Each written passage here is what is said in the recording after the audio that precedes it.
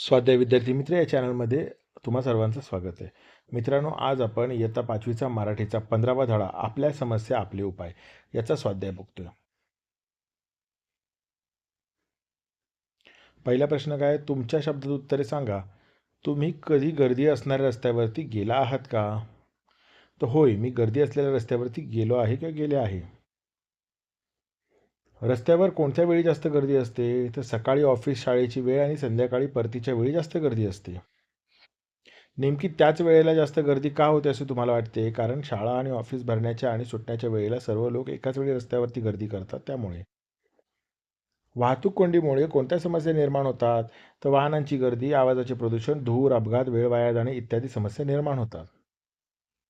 वाहतूक कोंडी होऊ नये म्हणून काय केले पाहिजे असे तुम्हाला वाटते? तर वाहतुकीचे नियम पाळावेत, सावधगिरीने चालावे, वेगमर्यादा पाळावी व रस्ता ओलांडताना काळजी घ्यावी. वाहतूक कोंडीमुळे कोणकोणत्या प्रकारचे प्रदूषण वाढते? तर वायू प्रदूषण आणि ध्वनी प्रदूषण वाढते. हे प्रदूषण कमी व्हावे म्हणून काय करता येईल?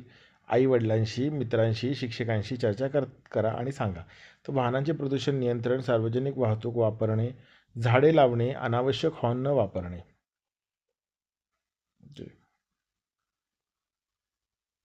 तर खालील योग्य वाक्य योग्य वाटत असेल तर योग्य आणि अयोग्य वाटत असेल तर चूक अशी खूण करा.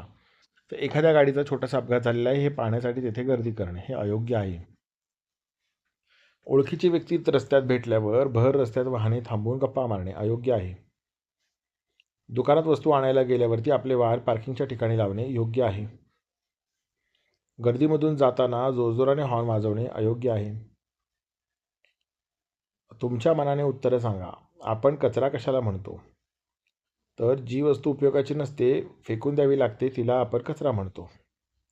घरातील कचऱ्यात कोणकोणत्या वस्तू असतात? भाज्यांच्या साली, कागद, प्लास्टिक, तुटलेली खेळणी, पिशव्या, जुनी बाटल्या, कपडे इत्यादी. तुमच्या घरातील ओला व सुका कचरा कोणता ते सांगा. ओला कचरा अन्नाचा उरलेला भाग, फळांच्या साली, भाज्यांच्या साली. सुका कचरा कागद, प्लास्टिक, काच, धातू, पिशव्या.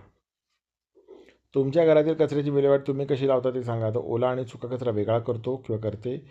ओला कचरा कंपोस्टला देतो आणि सुका कचरा कचरा वेचकांना देतो.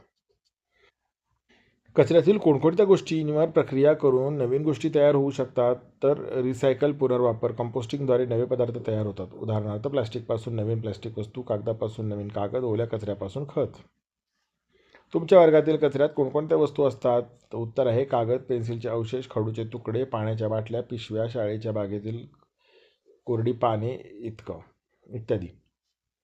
वर्गात कचरा होऊ नये म्हणून तुम्ही कोणती काळजी घ्याल? तर वर्गात कचरा होऊ नये म्हणून आम्ही पेन्सिलची टोके काढताना होणारा कचरा खाली पडू देणार नाही. डब्यातील खरकटे अन्न खाली टाकणार नाही आणि कागदाचे बोळे खाली टाकणार नाही.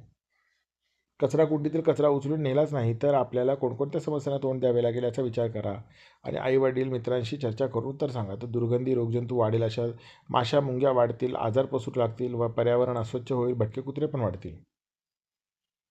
कचऱ्याची विल्हेवाट लावणे ही एक समस्या आहे. चित्र पहा आणि संवाद वाचा. बघा, राहुल, आजी त्या रस्त्याने जायला नको. आजी, का रे बाबा? राहुल, बघ तिथे किती कुत्रे आहेत. आजी, हो रे बाबा, कधी कधी सगळे एकदम अंगावर धावून येतात. राहुल, अगं आजी, या कुत्र्यांमुळे रस्त्यावरून एकट्याला जायला खूप भीती वाटते.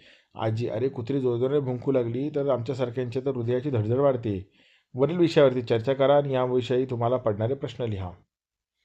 दुसऱ्या चित्रावर आधारित प्रश्न. ओके, चित्रात कोणते प्राणी दिसत आहेत? तर कुत्री आणि त्यांची छोटी पिल्लं दिसत आहेत. कुत्र्यानं पाहून आजीने काय सांगितले? तर कुत्री भुंकू लागली की वयस्कर लोकांच्या हृदयाची धडधड वाढते. राहुलला कशाची भीती वाटते? तर राहुलला कुत्र्यांमुळे रस्त्यावरून एकटे जाण्याची भीती वाटते. आजीने कोणती खबरदारी घ्यायला सांगितली? मित्रांनो, व्हिडिओ आवडला असेल तर नक्की या व्हिडिओला लाईक करा आणि असेच व्हिडिओ पाहायचे असतील तर आपल्या चॅनलला सबस्क्राईब करून बेल आयकॉन प्रेस करा. धन्यवाद.